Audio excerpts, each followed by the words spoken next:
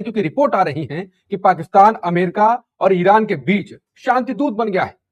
वो इस्लामाबाद में अमेरिका और ईरान की बैठक कराने को लेकर बात भी कर रहा है, ये रिपोर्ट आ रही है। तो सवाल सीधा है, क्या पीएम मोदी के रणनीतिकारों से चूक हुई है जिसका फायदा उठाकर पाकिस्तान ने व्हाइट हाउस में अपनी पैठ बना ली है? क्या भारत वाकई इस ग्लोबल गेम से बाहर हो रहा है या हो चुका है? अगर उसको एक सेंटेंस में कहा जाए तो दरअसल एक झटके में पाकिस्तान ने अपने आप को एक फेल्ड स्टेट से निकाल के एक बड़े स्टेट के तौर पर स्टैब्लिश करने की कोशिश की है। तो दिलचस्प बात यह है कि पाकिस्तान ने जो इनिशिएटिव लिया है वो अपने आप में काफी कहानी कहता है।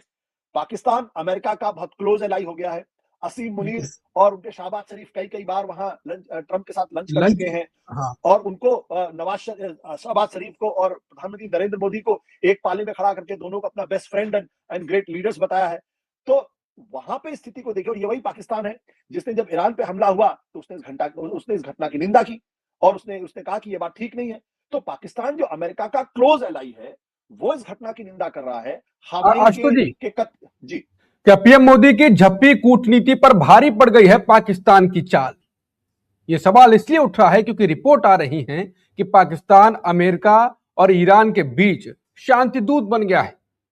वो इस्लामाबाद में अमेरिका और ईरान की बैठक कराने को लेकर बात भी कर रहा है, ये रिपोर्ट आ रही है। तो अब सवाल सीधा है, क्या पीएम मोदी के रणनीतिकारों से चूक हुई है जिसका फायदा उठाकर पाकिस्तान ने व्हाइट हाउस में अपनी पैठ बना ली है? क्या भारत वाकई इस ग्लोबल गेम से बाहर हो रहा है या हो चुका है? तो चलिए इसी पर करते हैं चर्चा। नमस्कार, मैं हूं अंकुर, आप देख रहे हैं सत्येंद्र का खास शो आशुतोष की। ये जो फाइनेंशियल टाइम्स की जो खबर आई है जिसको इंडियन एक्सप्रेस ने अपनी फ्रंट पेज रिपोर्ट में कोट किया है और उसके आधार में पूरी इस कहानी उन्होंने बनाई है, पूरी रिपोर्ट उसमें बनाई है, वो एक बात बहुत स्पष्ट तौर पे कहता है। अगर उसको एक सेंटेंस में कहा जाए तो दरअसल एक झटके में पाकिस्तान ने अपने आप को एक फेल्ड स्टेट से निकाल के एक बड़े स्टेट के तौर पर स्टैब्लिश करने की कोशिश की है। भारत की लगातार ये कोशिश रही कि पाकिस्तान एक फेल्ड स्टेट है, पाकिस्तान एक आतंकवादी देश है। और अगर वो आज की तारीख में दुनिया की सबसे बड़ी क्राइसिस पर अगर वो मध्यस्थ की भूमिका निभाने की कोशिश कर रहा है, उनके जो सेना प्रमुख हैं मार्शल असीम मुनीर, वो अगर अमेरिका के राष्ट्रपति डोनाल्ड ट्रंप से बात कर रहे हैं, उनके प्रधानमंत्री शहबाज शरीफ वो ईरान के राष्ट्रपति मसूद पेजेस्कियां से बात कर रहे हैं, तो आप सोचिए कि उसने अपने आप को इस ग्लोबल क्राइसिस में एक ग्लोबल मीडिएटर के तौर पर स्थापित करने की कोशिश की है। यह भूमिका आपको अंकुर अच्छी तरीके से याद होगा।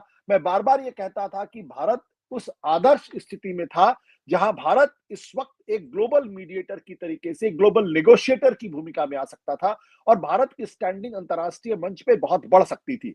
क्योंकि भारत एक तरफ इजराइल के साथ उसके बड़े अच्छे रिश्ते थे, खासतौर प्रधानमंत्री नरेंद्र मोदी के भारतीय जनता पार्टी के जो है वो बड़े अच्छे रिश्ते थे। दो बार पहले प्रधानमंत्री हैं जो दो एक बार नहीं बल्कि दो बार इजराइल की यात्रा पे गए, युद्ध शुरू होने के 2 दिन पहले गए। और भारत की एक ऐतिहासिक दोस्ती मित्रता वो ईरान के साथ हमेशा से रही है और ईरान भी भारत को अपना मित्र मानता रहा है।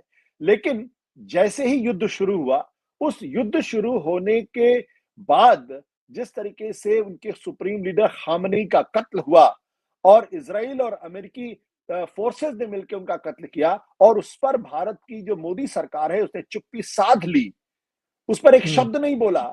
और इस बीच जब ईरान ने अपने सेल्फ डिफेंस में मिडिल ईस्ट के दूसरे देशों के ऊपर हमला किया, मतलब हमले का मतलब जो अमेरिकी सैन्य ठिकाने थे उन पर हमला किया, जी हमला किया, तो हमारी सरकार ने वहां के शासनाध्यक्षों को फोन करके ये जो हमला हुआ था इसकी निंदा की, साथ ही साथ इजराइल के साथ भी खड़े रहे।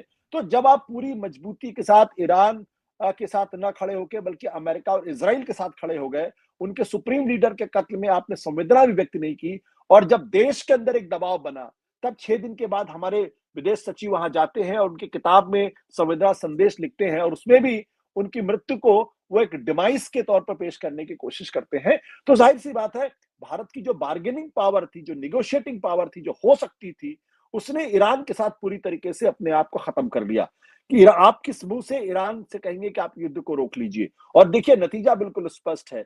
चीन के जो ऑयल टैंकर्स हैं, चीन के जो जहाज हैं, वो आबाद गति से उसी स्ट्रेट ऑफ हार्मुज से निकलकर चीन की तरफ जा रहे हैं, उसमें कहीं कोई दिक्कत नहीं है। लेकिन भारत के 24 से बल्कि 28 टैंकर वहां फंसे, उसमें से 2 निकल गए और 2 और निकलने के कगार पे हैं। और उसके लिए भी जो ईरानी सरकार है उसने कहा कि आप जो ये ब्रिक्स की बैठक जिसके आप चेयरमैन हैं, उसमें इस घटना की एक मत से निंदा कराइए। और भारत अभी तक वो कदम नहीं उठा पाया है। तो इजराइल के साथ आप जब मजबूती के साथ खड़े हो जाएंगे तो फिर आप ईरान से कैसे मीडिएट करेंगे? अब इसमें देखिए बड़ी दिलचस्प बात यह है कि पाकिस्तान ने जो इनिशिएटिव लिया है वो अपने आप में काफी कहानी कहता है। पाकिस्तान अमेरिका का बहुत क्लोज एलाई हो गया है। असीम मुनीर और उनके शहबाज शरीफ कई कई बार वहां ट्रंप के साथ लंच कर लंच। चुके हैं। हाँ। और उनको शहबाज शरीफ को और प्रधानमंत्री नरेंद्र मोदी को एक पाले में खड़ा करके दोनों को अपना best friend and great leaders बताया है। तो वहां पे स्थिति को देखिए, और ये वही पाकिस्तान है जिसने जब ईरान पे हमला हुआ तो उसने इस घटना की निंदा की और उसने उसने कहा कि ये बात ठीक नहीं है। तो पाकिस्तान जो अमेरिका का क्लोज एलाई है वो इस घटना की निंदा कर रहा है। खामनेई आशुतोष जी, के कत जी मुझे अब मैं आपकी बातें समझ गया। एक बार सार में पाकिस्तान ने यहाँ पर निंदा की। मोदी जी ने क्या क्या गलत किया? इजरायल यात्रा पर गए और निंदा नहीं की, ये सब चीजें ज्यादा उनके एंटी गई और पाकिस्तान ने तुरंत निंदा करी, प्रदर्शन भी हुए तो वो और शांत रहा। वो ये सब देखिए आंकड़े हैं। अंकुर, मैंने उस वक्त भी कहा था कि आप इजराइल के साथ अपने रिश्ते रखिए, कोई दिक्कत नहीं है। अमेरिका के साथ रिश्ते रखिए, बहुत कोई दिक्कत नहीं है। ईरान के साथ रिश्ते रखिए, कोई दिक्कत नहीं है। लेकिन आपका ये आपका स्वविवेक है। आप ये अधिकार अपने पास रखिए कि अगर कोई इजराइल, अमेरिका, ईरान में से कोई भी गलत करता है तो आप उसकी निंदा करिए। बोल पाए। हाँ। एक मॉरल लीडरशिप, इसी का कहते हैं मॉरल लीडरशिप। जहां कहीं भी गलत होता है आप उसके साथ खड़े होते हैं और आप उसको दो टूक शब्दों में उसकी निंदा करते हैं या उसको गलत बताते हैं। पाकिस्तान अगर अमेरिका के एलाई होने के बावजूद भी ईरान पर हुए हमले की निंदा कर सकता है तो भारत क्यों नहीं कर सकता? यहां पे पाकिस्तान ने इनिशिएटिव हमसे ले लिया। और ये इस बात को भी दर्शाता है कि सिर्फ निंदा करने मात्र से एक देश के रिश्ते दूसरे देश से खराब नहीं होते हैं। लेकिन जब उनके सुप्रीम लीडर का कत्ल हो जाए और आप चुप रहें और उसके बाद युद्ध के 2 दिन पहले आप इजराइल जाएं, तब दुनिया को बताना बड़ा मुश्किल हो पाएगा कि क्या आपको इस युद्ध की कोई जानकारी नहीं थी। और उसके बाद आपने जब ईरान ने हमला किया मिडिल ईस्ट के कंट्रीज के ऊपर तो आपने उसकी निंदा की। लेकिन और जब हमारे ईरान यहाँ ने से जिस जो उनका तरीके से, प्लेन हमारे यहाँ से जो उनका जहाज जा रहा था, जो अभ्यास करके उस पर अटैक हो जाता है, हम कुछ नहीं बोलते। हाँ, हम कुछ नहीं बोलते। तो ये इन सब बातों को युद्ध में फंसा हुआ कोई भी देश और कोई लीडरशिप आसानी से नहीं भूलता है। ये बात हमें याद रखनी चाहिए। और अब पूरी दुनिया के सामने स्पष्ट है। दुनिया के तमाम बड़े बड़े डिप्लोमेट्स जो भारत के डिप्लोमेट्स हैं, कमल सिब्बल जैसे जिसके कहते हैं, या गरे खान जैसे लोग जिनका अंतर्राष्ट्रीय स्तर पर बड़ा सम्मान भी है, भारत में भी उनको बहुत गंभीरता के साथ लिया जाता है। और कमल सिब्बल तो वो है जो एक जमाने में नरेंद्र मोदी के सपोर्टर माने जाते थे। उन सब लोगों ने ये कहा कि भारत की जो विदेश नीति है वो गलत है या गलत दिशा में जाती हुई दिखाई पड़ रही है।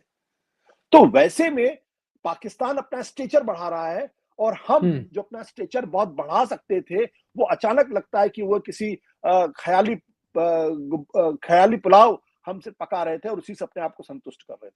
अब ये बात मुझे समझ में नहीं आती है कि क्या भारत का 140 करोड़ का जो मार्केट है वो उसकी कोई बार्गेनिंग पावर नहीं है?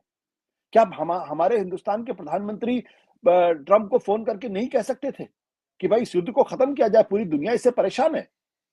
और अगर आप कहें तो मैं ईरान के राष्ट्रपति से बात करता हूं, या नेतन्याहू जो नरेंद्र मोदी के व्यक्तिगत दोस्त है, क्या उनको फोन करके नहीं कह सकते थे?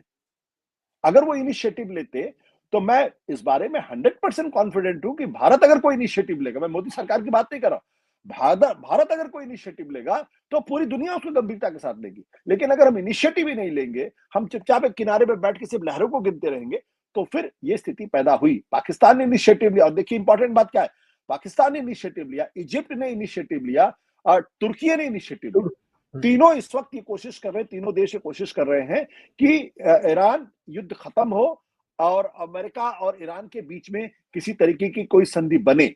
जो उनके स्पेशल एनवॉय हैं ट्रंप के, स्टीव विटकॉफ, और उनके बेटे जेराड कश्नर, उनसे बातचीत बाकायदा चल रही है। इसलिए मैंने कल, और पाकिस्तान के जो विदेश मंत्री हैं इशाक डार, उन्होंने तुर्की के जो विदेश मंत्री हैं हाकन फिदान, उनसे बातचीत की। इजिप्ट के जो फॉरेन मिनिस्टर हैं बदर अब्देलत्ती, उन्होंने ईरान और पाकिस्तान के अपने विदेश मंत्रियों से बातचीत की। कतर के विदेश मंत्री से बात की, विटकाफ से बातचीत की जा रही है। तो एक कोशिश पाकिस्तान कर रहा है, या तुर्की कर रहा है, या इजिप्ट कर रहा है, या फिर कतर कर रहा है, वो हमारा देश क्यों नहीं कर सकता था? हम तो आइडियली प्लेस्ड थे। ईरान हमारा सबसे अच्छा दोस्त था, रशिया हमारा दोस्त था, चाइना से हमारी दोस्ती नहीं है, लेकिन हमने उससे रिश्ते बेहतर करने की कोशिश की है। आप पूरी तरीके से आप अमेरिका और इजराइल की गोद में जब जाके बैठ गए, जब आपने उनके सामने एक तरीके से, अब सरेंडर शब्द कहना तो उचित नहीं होगा, लेकिन जब पूरी तरीके से उनकी बातों में हाँ मिलाने लगे, तो फिर आप अपनी उस बार्गेनिंग पावर को लूज कर गए। क्योंकि ईरान के लिए अब इंडिया पर भरोसा करना, भारत पर भरोसा करना, मोदी सरकार पर भरोसा करना, ये बड़ा मुश्किल हो पाएगा। बिल्कुल, ये तो साफ साफ साबित हो रहा है कि पीएम मोदी की एक गलती हुई, उसके बाद गलतियों पे गलतियां होती रहीं और उसने सही में पाकिस्तान को एक नई जिंदगी दे दी, उसको जिंदा कर दिया नए तरीके से। और अब वो अपना रोल प्ले कर रहा है तरीके से, अपना गर्व महसूस कर रहा है, मीडिएट कर रहा है देशों के बीच में। आशुतोष जी, लेकिन इसकी कीमत भारत को क्या चुकानी पड़ेगी? पहले ये भारत का रोल था, अब पाकिस्तान का रोल है। नहीं, देखिए, जो मैंने कहा ना कि मॉरल लीडरशिप जो होती है, जो आपकी जो एक नैतिक आभा होती है, इन सब चीजों के समय जब आप एकदम बिल्कुल एक ऑब्जेक्टिव की तरीके से, जिसे कहते हैं कि एक बड़े नेता के तौर पर जब खड़े होकर स्टैंड लेते हैं, तो दुनिया आपकी सराहना भी करती है, दुनिया आपको सुनती भी है, और वो लॉन्ग टर्म में आपको बहुत मदद करता है। और ये जो लॉन्ग टर्म में मदद करता है, उसके बड़े फायदे होते हैं। और दूसरी बात क्या है कि फायदे हो या ना हो, कम से कम भारत जैसी एक सिविलाइजेशनल पावर के पास इतनी करज तो होनी ही चाहिए, उसके देश की सरकार के पास इतनी हिम्मत तो होनी ही चाहिए कि गलत को गलत कह सके और सही को सही कह सके।